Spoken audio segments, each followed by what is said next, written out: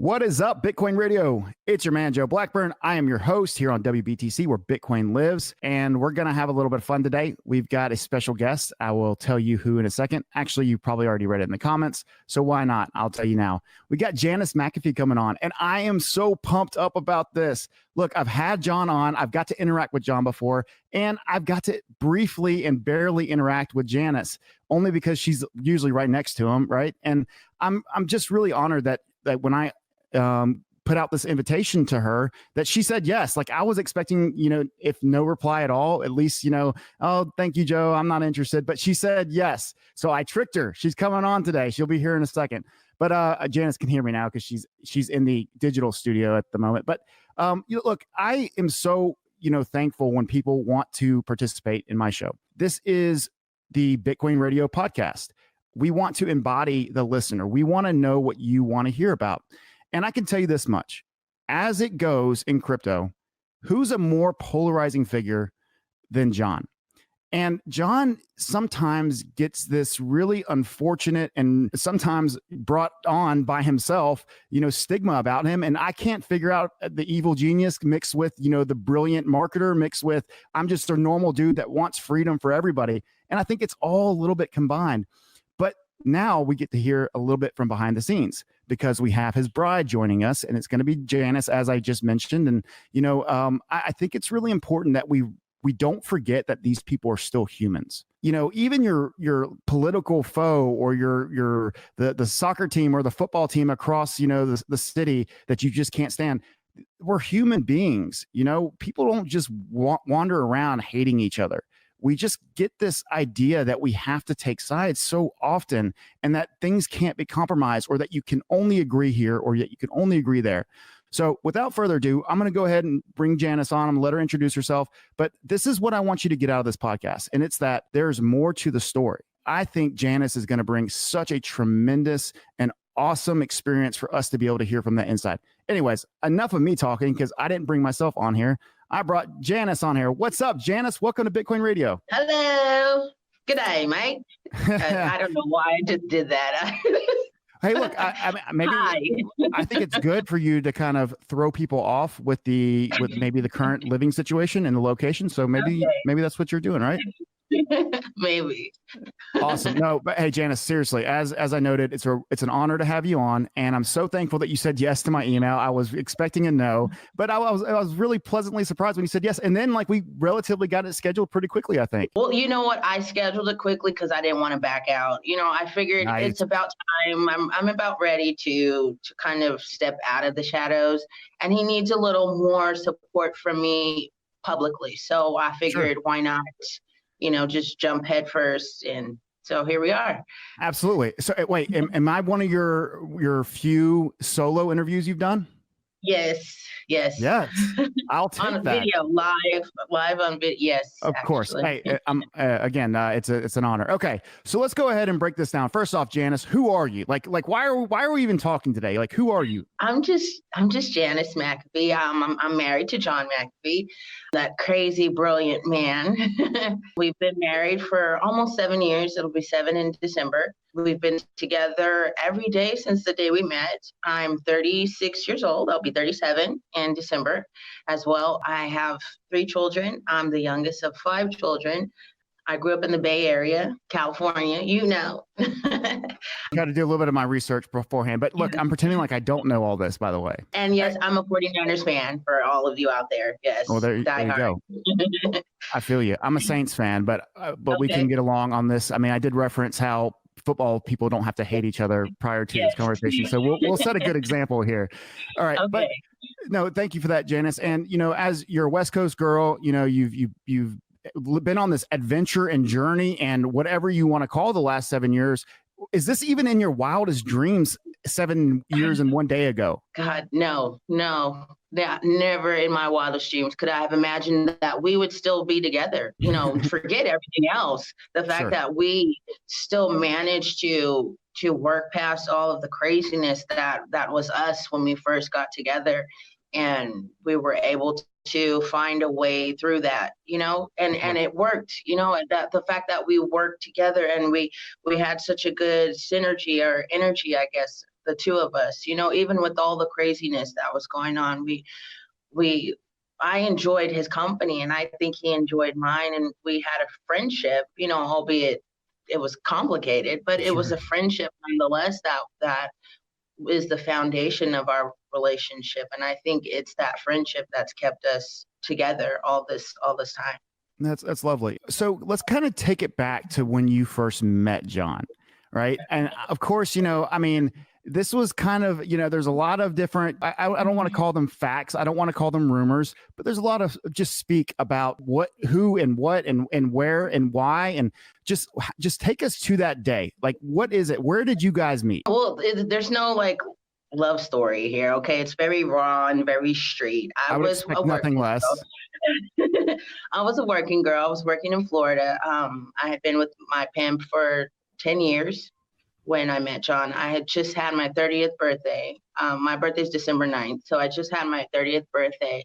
And I was kind of just, that night on my birthday, I was just kind of taking stock of my life and kind of just like, what the hell? How the hell did I end up here? Because no one, growing up, no girl growing up says, oh, I want to be a hooker when I grow up. Like, that just doesn't happen. There's things that happen in one's life, and you find yourself in situations that you wouldn't necessarily, want to be in. And so that's where I was, just trying to figure out what was next, because I was here at 30, this milestone of a birthday. And I had done nothing with my life. And I was on the streets. I was away from my kids, away from my family. And so it was just kind of I guess I like to call it an SOS that I sent out to the universe, like, if this is not the path that my life should be on, then send me a sign, something, give me something. And sure as shit, 4 days later, wow, I met John McAfee. So I'm on South Beach, and I'm with my girlfriend that we work together. And we were actually leaving, and my car happened to be parked by where John's hotel was. And so as I'm walking towards our car, I see John. He's standing on the corner talking to a worker or something. I don't know. We locked eyes, and, I smiled and nodded, and he smiled and, acknowledged me. And I kept walking, and then I turned around and I saw him checking out my ass. I'm like, okay. That a boy, John, get him. Yes. That, I just wasn't feeling it that night. I was like, it's not worth the hassle, because he didn't look like he was interested in a real way. He's just checking not to me mention, out. Of course, and not to mention, just 4 days earlier, you were kind of going through this panic attack almost, about what am I supposed to do with my life? So I can feel this energy.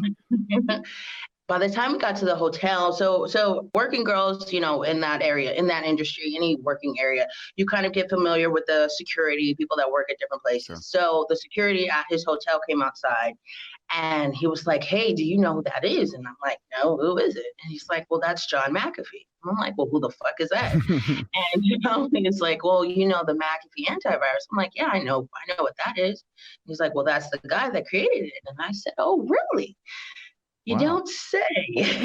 And so I said, come on, girl, let's go. So we ran down the street. He happened to stop at the coffee shop, the News Cafe, which is on Ocean Drive. He was lighting a cigarette, and I asked him, I said, can I have a cigarette? And he takes this sort of pause, like, and he's like, sure, you can have a cigarette. And as he's lighting my cigarette, he says, what are you girls out here doing? Are you drugging and rolling old men? And so I said, well, we don't use drugs. And it was love at first sight, I guess, after that. Well, and a lot of people don't know this about that story, too, is that John had just been essentially extradited back or at least like pushed out of, was it Guatemala, I think? Guatemala. Yes, yeah, Guatemala. So they seized all his possessions. I mean, I think he like showed up to the United States, and in his words, John tends to have an eye for the dramatic, but he says he had zero money with him, right? I mean, he did. I can verify this. This is definitely true. The only thing that he had was the clothes on his back. He had a laptop and, some little trinkets, a wallet, and some other things. And he had some $5 bills, crisp dollar bills that he paid me for $1,000 in $5 bills. So that's all that he had. I'm not sure. I think he said it was. He paid you $1,000 in fives. Yes, and oh my God, you have no idea how long it took me to count just to make sure it was 1,000 because I didn't trust I mean, if you're going to him. give fives, you might as well go out with a bang and do ones. I mean, like that's a lot of fives. Yes, it was, and they were very crisp, and it was very hard to count. But apparently he gotten a hold of a friend who was able to help him out and just give him enough cash just to hold him over Sure. for a little bit. But so after that we spent the next like 3 hours talking. Well, him mostly talking about his situation because Sure. he invited us to sit down and have coffee with him. And he's like, I'm not interested in what you guys are selling. And I'm like, oh, you sure? I hit him with my sales pitch, and which was not it was very crude, actually. It was just like, would you like some entertainment, or yes or no? If not, I don't want to I got to bullshit move on. you. Yeah. Don't bullshit me. He's like, that's the last thing I'm looking for because I've just been through hell and back. And so I'm like, well, what's going on with you? What's your story? And he was kind of taken aback by that because he's, top of the news, and I'm in Miami, of course, but I don't watch the news, so I didn't know. And Sure. so I just got a firsthand account from him, what was going on with his situation. And when he was telling me about the girls that he, yes, he lived with them and they did whatever they did, but the stories that he told me of how he was trying to help them, the one, Amy, she's very well known, I guess. She's been on Dateline a few times where she talked about trying to kill John. But anyways, just how he told her story about how he got her tutoring, and she graduated. Wow. Got her into high school and graduated from high school. She had a house that her family was living in. And then, years down the road, I actually got to talk to her a little bit and hear a little bit from her. And she just blossomed into this beautiful young lady. She was working for a very rich man in Belize, and she's his secretary, and she still had her house. Wow. She took the opportunity that he gave her, and she made the most of it. And so as he was sharing that with me, I'm like, well, shit, can I be one of those girls? Exactly. I'm in the right spot. So then he had me get rid of my girlfriend, and, we just kind of clicked. We just stayed together every day after that. I don't know. Well, I think that really embodies, that there is a person there behind the tweets. There's a person there behind these eccentrics, right? I mean, and that's the truth. And this is one of the reasons why I really wanted to bring you on today, Janice, is that you have a perspective that probably nobody else has of John McAfee. I mean, this is one of the, if not the most influential, or at least the loudest voice in crypto. You know how I feel about John. I've got tremendous respect for the things that he's done, not only for the space, but how he's going to continue to do these things for the space. He does not have to do this anymore. There are plenty of other things, opportunities, speaking events. He could do whatever he wanted. He can make money whichever way he wants. Yet this guy sits here professing all of these, what he truly believes as the truth, on the run with his lovely wife, Janice. And, it's probably got to be hell to pay, especially as he gets older in age.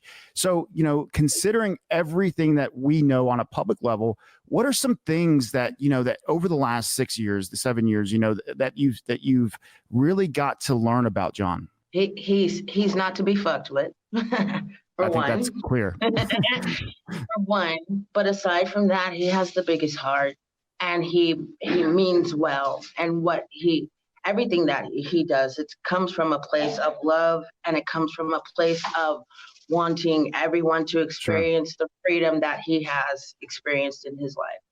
And he does it in the only way that he knows how to do, which is being that crazy sort of John McAfee. Everybody wants to see that. The people want that. And so he feeds that a little.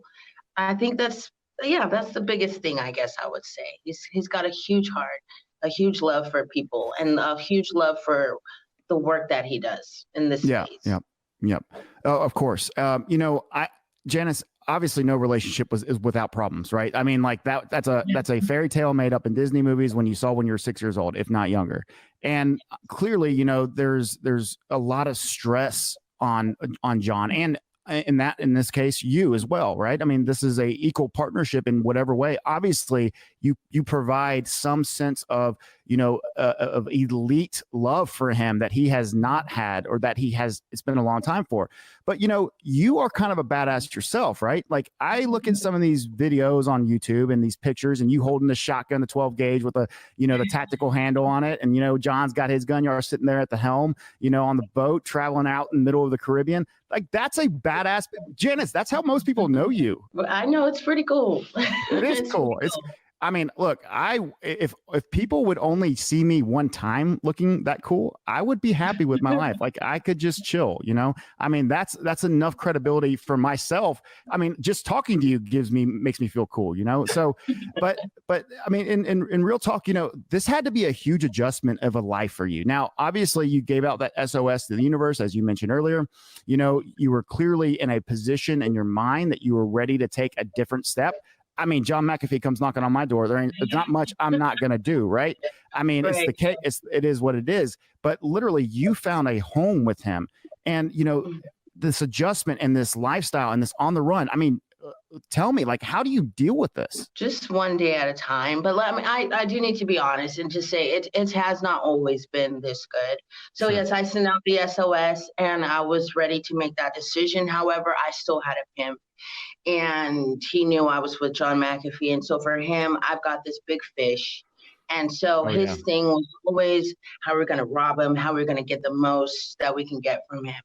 And so from that, I mean, and that's a traditional way that's not unusual, right? So like, no, it's not. For you to step out of line that way is dangerous. It was for a very long time. I was still kind of dealing with him because there's another story that goes along with this if I can tell it. So my pimp was contacted after me and John met. We spent about a week in Miami together, and then he left to go to Tennessee, and then he came and he wanted me to go on a road trip with him, and so my pimp finally allowed me to do that. And so during that time, while I was traveling with John, my pimp had been approached by what I later found out was a representative for the cartel, and they were wanting me to do things for them. So once I came back from that trip and I saw my pimp again, this is what happened. The meeting happened with this gentleman, and he said, I work with the cartel, and we just want her to provide information where he is,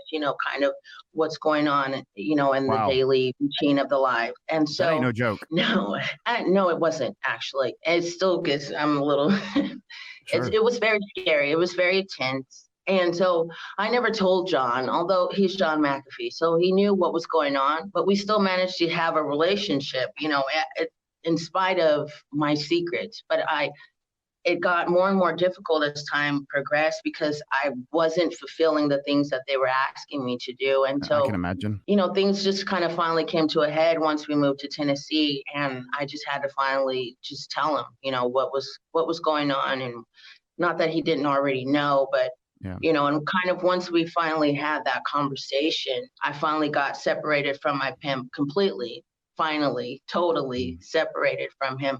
I've never felt more free in my life, to just be me, to just, not have someone hanging over, or just worrying about my children or their safety or my family's safety or my safety. And so from there, that was about about 3.5 years ago. And so since then, we've kind of gotten to know each other again, sort of again, me as a new person, I guess. Yeah. Free as a free, you were literally free. Yeah. And so it's been really good. And so the adjustment for me, it's just been kind of more of the same. It's been scary at times. I won't lie. I miss my children. I miss my dogs. I miss America. I would love an In-N-Out burger. That would be amazing. But we'll get back there. We'll get back home. It will happen when it needs to happen. And hopefully in the meantime, with our story, maybe people will just find their own voice. A lot of people always ask, well, what can we do? How can we get involved? And it's just find your own voice, find what you can do in your own life that's comfortable for you. Maybe you can't go on the run like we've gone on the run. Maybe you can't quit your job or just completely leave everything all behind and just go live on the streets as a, maybe you can't do that, but you can do whatever is comfortable for you in your own life, because I think we all feel it. And we all know that something is terribly, horribly wrong with what's going on, in our daily lives, with what's going on in the government, with what's going on in our own homes, trying to just barely making it, but doing the best that we can do to try to have a better life and never getting any further.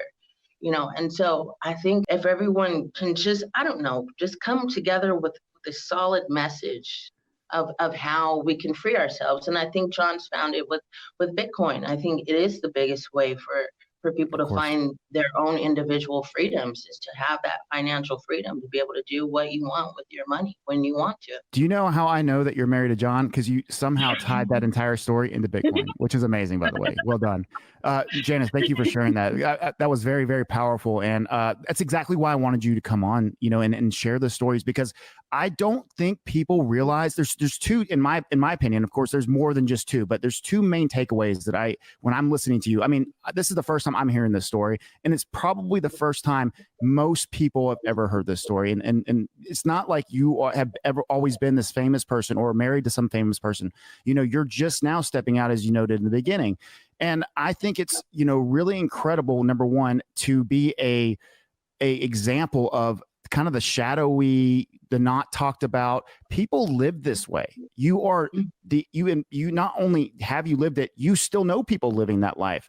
And it's so hard for a lot of people in the United States and in the world even to recognize that this is the type of environment that still exists. And it's not unique to South Beach or to the Bay Area or to China. It's everywhere. And this is literally one of the biggest problems that we can't even talk about because it's so almost taboo. And I'm not just talking about being a working girl. I'm talking about living in a way where, you're bound, and whether it be by a pimp or whether it be by the government, it's all relative to what you find as freedom. And, you go talk to somebody in Africa who is underneath, the watch of a drug lord or the cartel, or even John having to worry about the cartel, right? Like, these are real issues that will kill you. And we sit around in the United States and we complain about this or that. We have laws set up to complain about those things. We have no idea, in a lot of sense, those living the good life or even middle class life. There's a lot to be said. Now, when you brought up Bitcoin, obviously that's another talking point that really strikes home to me. And they do. It's the same exact concept. It is relinquishing this overarching, overbearing, intermediate, of data privacy stolen. There's no privacy anymore, almost at all. I mean, like, anything you put in, somebody else has control over. And the blockchain and Bitcoin and everything else attached to it, including money, is our only hope for the future. It's only going to get more powerful. And I know you live and embody that ideology because you're married to John, right? Now, how long did it take for you to kind of buy into the whole Bitcoin deal? It was 2017. It was 2017 Fair. when I bought my first Bitcoin. Yeah. And I'm still kind of a little shy about it. I'm stuck mostly with Bitcoin and Ethereum, just because, I like to take the safe bets. Sure, I didn't want to play. I don't have much money to lose. So I didn't want to, get in there not knowing what I was doing and get wrecked. So wrecked. I like it. No, but I think it's really neat, like how you've taken a hold of this and you've learned it yourself to an extent, at least, probably on a very similar level as most people in the same process. You just happen to have a genius, laying in the bed next to you at night, before you go to sleep. Now, when you think back to 2017 and when John really established himself into the cryptocurrency space, obviously the dude's been in tech for decades. I mean, he gets his credibility and his notoriety from McAfee, the program that always shows up in the corner of your screen that, I love the commercials about how he sold the company and then he's out there lighting a $100 bill and you're in the middle of all these girls just owning it. I told my wife, I said, I want a video like that. I said, if I ever get famous, I want to do that. Right. I mean, it's just the most badass thing I've ever seen in my life. And there you are, like, running these girls around you. Like, I'm in charge. Yes, I know. It's my show though. And I mean, it's just cool. Right. But that time period in 2017 when things were really fun, it was a good time to be in Bitcoin. I look back, and as negative and as horrible as it was later on in the next year, the following year, in the winter of 2018, it was amazing in 2017. And it was a mixture of luck. It was a mixture of, what we probably, like, everybody who did well thought they were the good. Coin of the week, a little Coin bit of the coin week. of the week. Oh my gosh, absolutely. Now, John got a lot of shit for that. Yes, How did like, and obviously he did adjust with the social expectations, right? I mean, I'm not saying he gave his shit. I will say though, it did seem like he changed his delivery. Now, yes. Take us through that. Like, when did he, like, because I openly admit 2015, 2016, Janice, people were like begging for people to do that.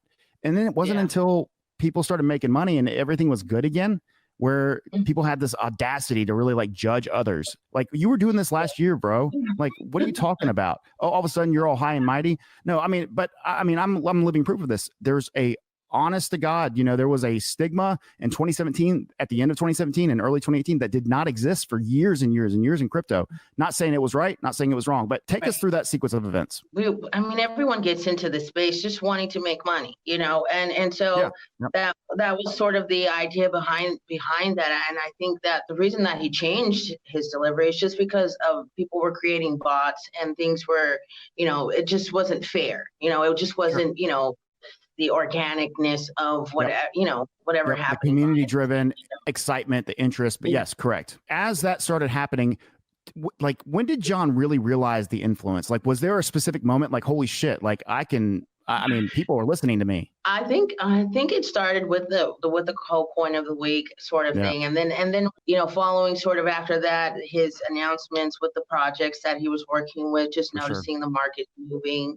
He's always felt this responsibility of just wanting to do his best to put out or promote or get behind projects that he believes in, projects that he's investigated and made sure they were on the up and up.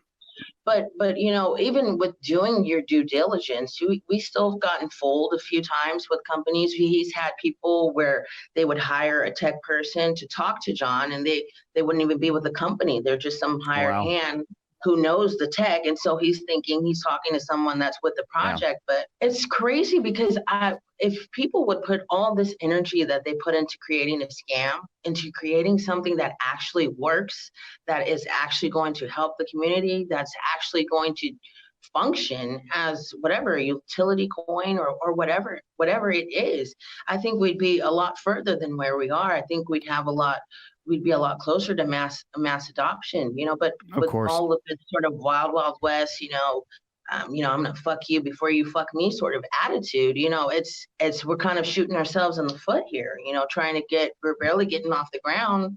Even though Bitcoin is 10 years old, it's not really been widely spoken about until now that it is. You have all of these scams, and people are already so in fear about letting their money go into things that they don't know about. And here comes Bitcoin, which is the math is sound. The math is sound. It's there, and but people are so afraid. Even me, I'm a little skeptical still, because you never know what sort of scam is just waiting to entrap you. Of course. Oh, and also all the outside influences that can affect it on a minute-to-minute basis, But John's stayed the course, and you bring up the math, and you bring up, this idea. So I'm sure you can tell what's coming next is that John's kind of made a little public, I guess you could call it a wager. I don't know why. Like, it doesn't make a lot of sense. Like, I get why John may have done it, but I don't know why people are holding him so accountable. I think it's really interesting. There's a lot of people in Bitcoin, Janice, that sit there and they make fun of his prediction. I'm like, and I kind of said this at the beginning. This is the brilliant genius marketer inside of John. There's also this level of troll, and I'm going to make fun of you. And there's probably a good third or fifth or whatever percentage of whatever he's doing actually probably genuinely believes it, if not 100% believes it, that it's literally going to be $1 million. And he originally said 500,000. Somebody pissed him off. He was like, F it. It's going to be $1 million. You know, I can just imagine John just like literally saying, what's going to be $1 million, not just 500,000, because he's kind of a smart ass, you know? I mean, obviously you know that better than anybody. I'm assuming he is a smart ass in private as well. Very much so. But so how has he taken this attention on this specific entity where he's gonna, you know, he's kind of made a body part open to the world that he might eat it? A very important body part, by the way. So he is definitely bullish on his 1 million prediction. And for him, he's just doing the math. You know, there's only 21 million or however many in circulation of Bitcoin. And about 7 million of that has been lost forever to the ether. And so 17 million in circulation-ish. Yes, ish. And so, I mean, if you think about it, I mean, he's not wrong. You know, as the supply, the supply, you know, depletes, you know, the price of it will definitely increase. And so, but he said that his 1 million prediction was just a moderate, you know, he thinks it's going to be a lot more than that. And, you know, I do so as well. I don't know when. I'm not sure why he chose that date specifically. Sure. In other words, you're not willing to make a certain similar bet, are you? I mean, if you are, please do it right now, because that would be awesome for my ratings. No, I would never make a bet like that. Sure? But yes, I'm sure. I'm very sure. Look, that was just a question. I'm acting as a halfway journalist right now. Keep going. No, I'm very, very sure. But he said he would subcontract out the work and he'd get some. Brilliant. Yeah. So, well, see, I wish he would have saved that. I mean, like I could. I'm sure he's tired of hearing about it at some point. I mean, beyond the troll, beyond the marketing scheme, you know, I mean, and this is not a political comparison whatsoever, but Donald Trump also does this stuff really well, where he just fires you up. I mean, whether you love him or hate him, you're going to have an opinion, and then you're probably going to defend it. And, you know, again, that's removed of any political opinion whatsoever. But that doesn't surprise me that John has that ability to not just say something crazy, but then to keep it going for 3 years, right? I mean, by the time it's over with, at least 3 years. If you're not rooting for him to be right, I don't know what you're doing in Bitcoin, folks. I mean, like, get out. Like, sell it, short it, and get out. I don't care what you do. If you're rooting against him, you're doing it wrong. I mean, I don't understand people, Janice. Like, what are they thinking? I don't know. It's just crazy. You know, John is kind of that polarizing sort of person, as well as Trump. You know, with people, they either love or they hate Trump, and John is the same sort of thing. You either love him or you hate him, and so that's just what it is. And people just love to hate him, and they just love to see him fail. I don't know why people are that way, but I mean, fail though, like. Where has he failed? I mean, he just keeps winning. To include, he got you. I mean, like, what else can you? What I mean, he's probably pretty happy with where his life is outside of maybe missing some family and some luxuries that the accommodations of the United States allows. But I mean, overall, John seems like he's doing pretty well. For as much as he does to his body. I mean, again, this is an assumption, just rumors that I've heard, that he at times might get a little intoxicated in some capacity and smoke cigarettes like a choo-choo train. I mean, the dude doesn't stop. I mean, he's literally just a machine. Yeah, he is. You know, he's not as wild and crazy as everyone thinks he is. He's actually pretty square in comparison to his sort of above, way out there kind of personality. It's not as wild and crazy. He does drink a lot, and I try to help him to slow down on that. But he's 74, man. You know, it's like, let him live. You know, I just want him, but I want him to live longer. So I kind of fuss at him about the cigarette smoking. As you should. Look, I've got a Juul, and you should introduce it. He's probably going to hate it. He's not changing his ways. But I mean, we tried so many. The last one we tried was the Juul, and now with this being what the is this? We can't even buy it here. I don't even think we can buy it anymore. You know, it just became a hassle. So now we're back to cigarettes, but we're working on it. So cigarettes are everywhere. Yeah, you never have to worry about filling a pot up or charging your device. I mean, it's just there. Like, do you have lighter fluid? I get it, and I've smoked cigarettes in the past, and I've been fortunate to remove cigarettes from my life, but it's only because I had the luxury of going to the store 5 seconds from my house and filling up and then getting, my fix. Now, I'm a veteran. I was in the Army. I also worked, for the Louisiana Department of Public Safety and Corrections for some time. And I've got a lot of experience under the state, under the federal government. And I think, back to my experiences, and I wouldn't change a thing. I'm so proud of my service. I'm proud of, being able to serve the communities that I did. But I also recognize that there are a lot of people who never will ever have the chance to have an experience like me. And I'm not just talking about here in the United States.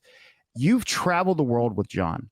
How far away do you really believe it is from the United States? And we're just going to take a generic American, right, to a generic Belizean or a generic, wherever you want to choose, maybe Africa or somewhere in the Caribbean or Cuba.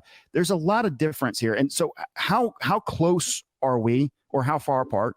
And do you believe that Bitcoin or some sort of blockchain project, just based on what you know, and obviously we don't have to get technical here, but is this a bridge? It definitely is. You know what I've learned traveling is that we all bleed red. We all put our pants on one leg at a time. We're all in this together.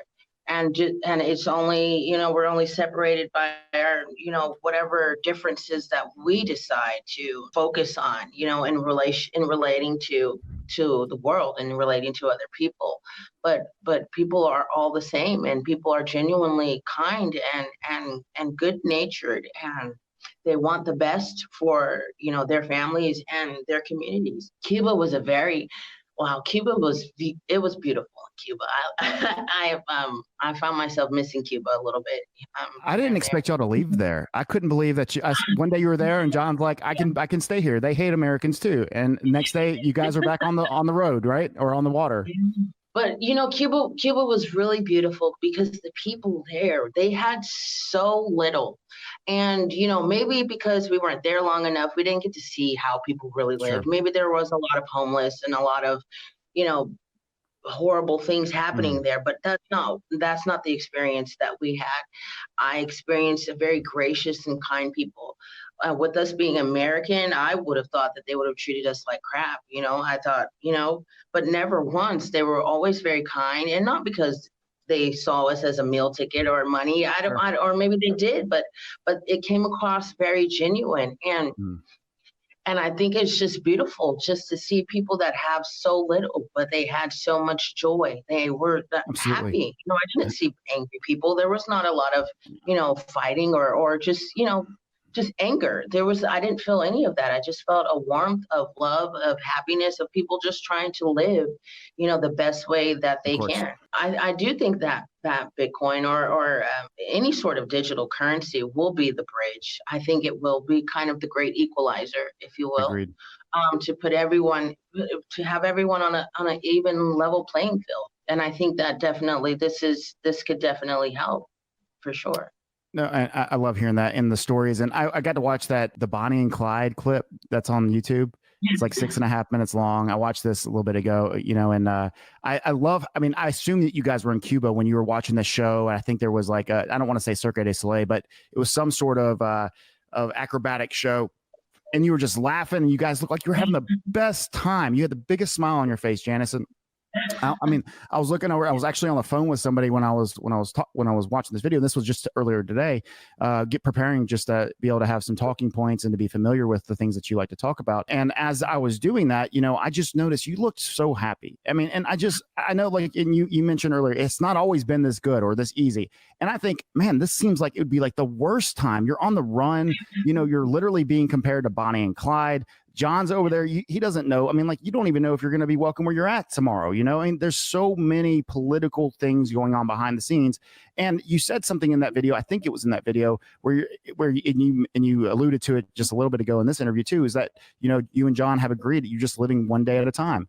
And, how much of our problems could be solved by just not worrying, and for you guys to be able to put that aside, because, look, I'm not saying it looks grim, but by damn, the potential for it being grim is probably pretty high for John at some point, especially, as he continues to not back down and pissing off the government more.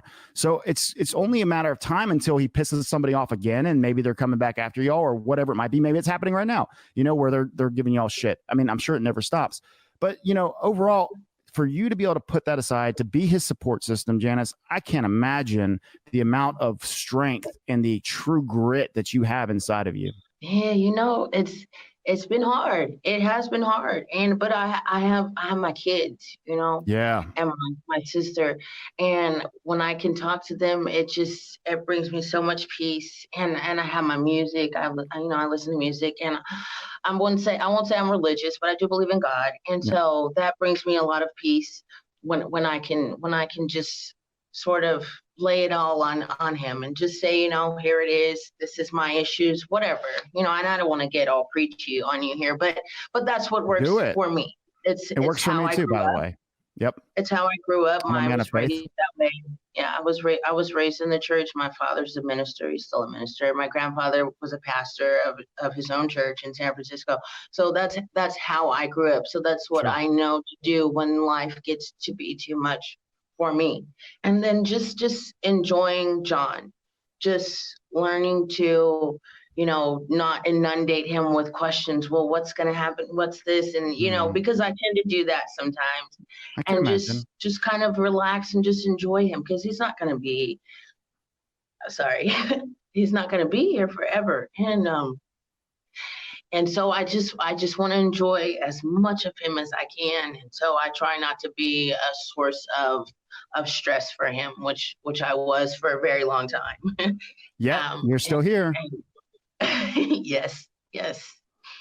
Well, okay. So I mean, I'm very proud for you, Janice. You've earned your spot, not as I've done enough work. It's your soul. It's your heart. It's clear. I knew it the first time. You have been so nice to me. I don't know if it's just you. I like to think that it's me. Like, oh man, Joe's just a really nice Southern kid. You know, and I appreciate that. But I've always felt like you were always so genuine. I mean, even in the minimal amount of times that me and you have spoken, you know, I think you probably helped John be patient with me probably once or twice. And you've also, you know, just been like right there next to him, and you answer questions too. You're a bulldog. I would never want to piss you off.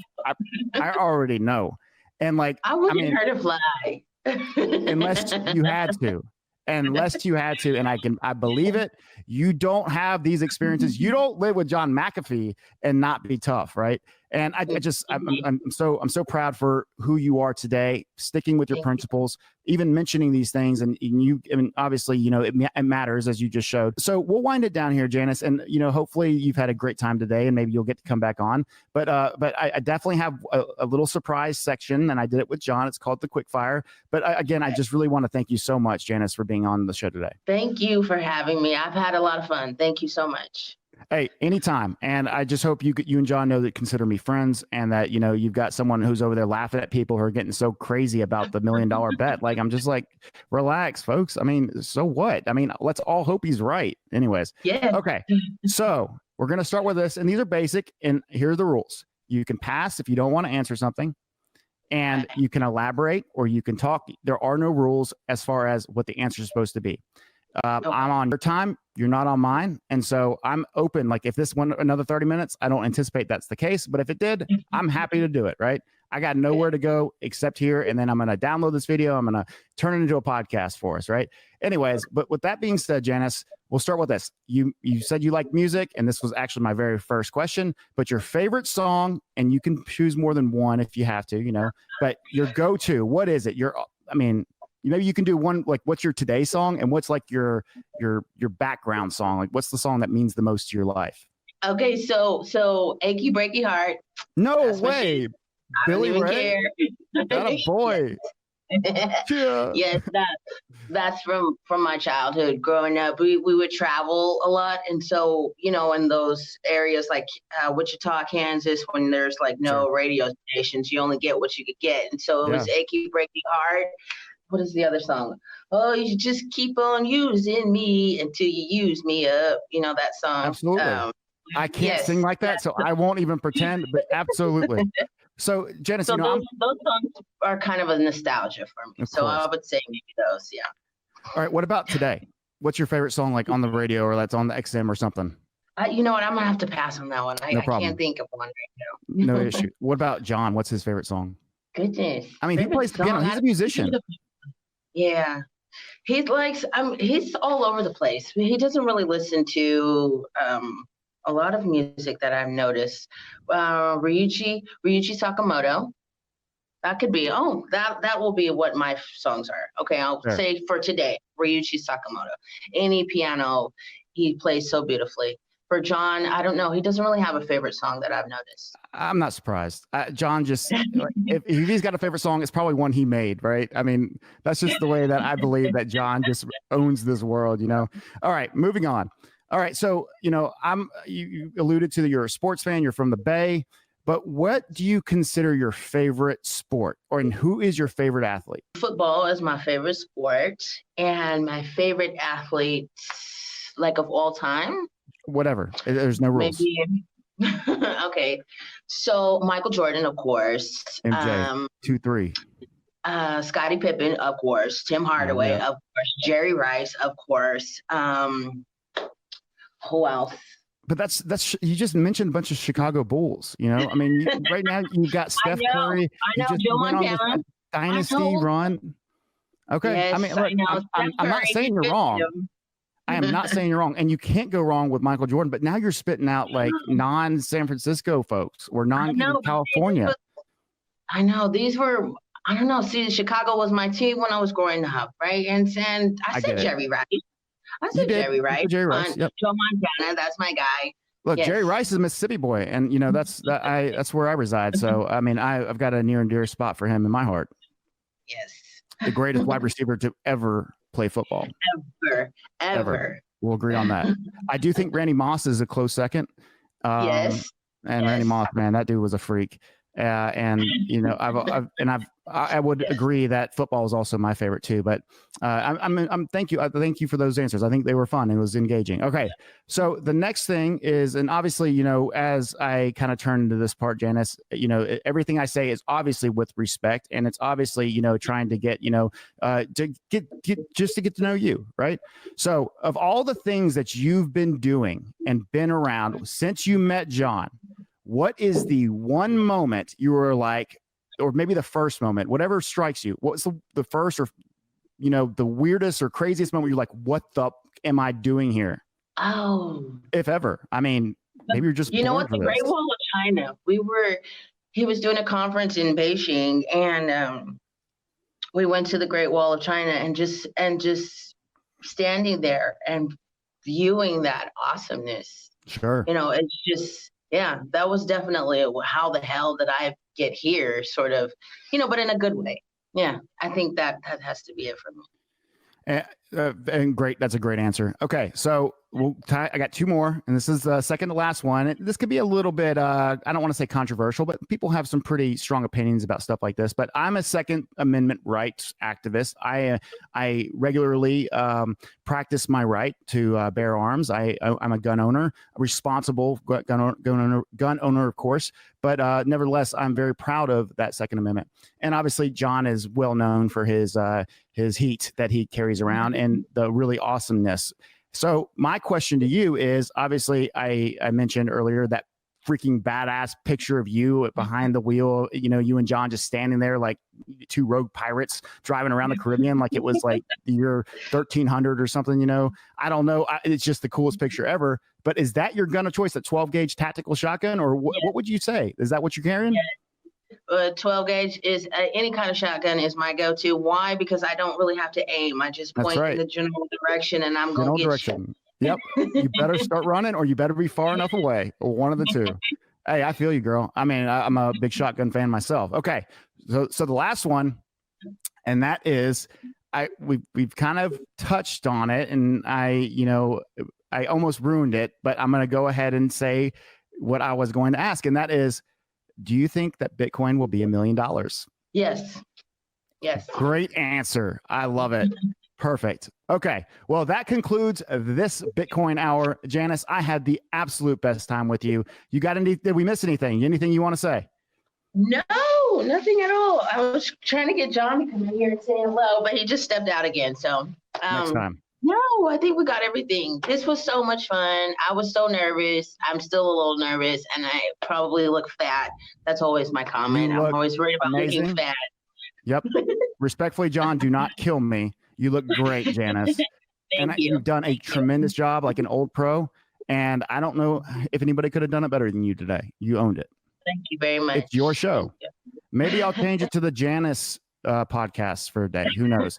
Right? Look, if you ever just want to like do a podcast and be like, I got something to say, you just call me, Janice. I got you. All right. All right. Okay. Thank you. Of course. All right, Bitcoin Radio. I hope you enjoyed this conversation as much as I did. It was an absolute honor. Janice, you killed it today, as I said before. But look, Bitcoin Radio, this is for you. The cryptoverse, it belongs to us. And we're not here without each other. And there's no reason for Bitcoin to be here without us. If you have something to say, let me know. I want to bring you on. I want to hear your voice. I want a call-in show. We're going to start that very, very soon. I've alluded to that on the social media posts recently. But hopefully we'll have Janice or John come on. Maybe they'll be guest hosts one day. Who knows? But until next time, Janice, thanks again. Thank you. It was a pleasure. Absolutely. See you soon, Bitcoin Radio.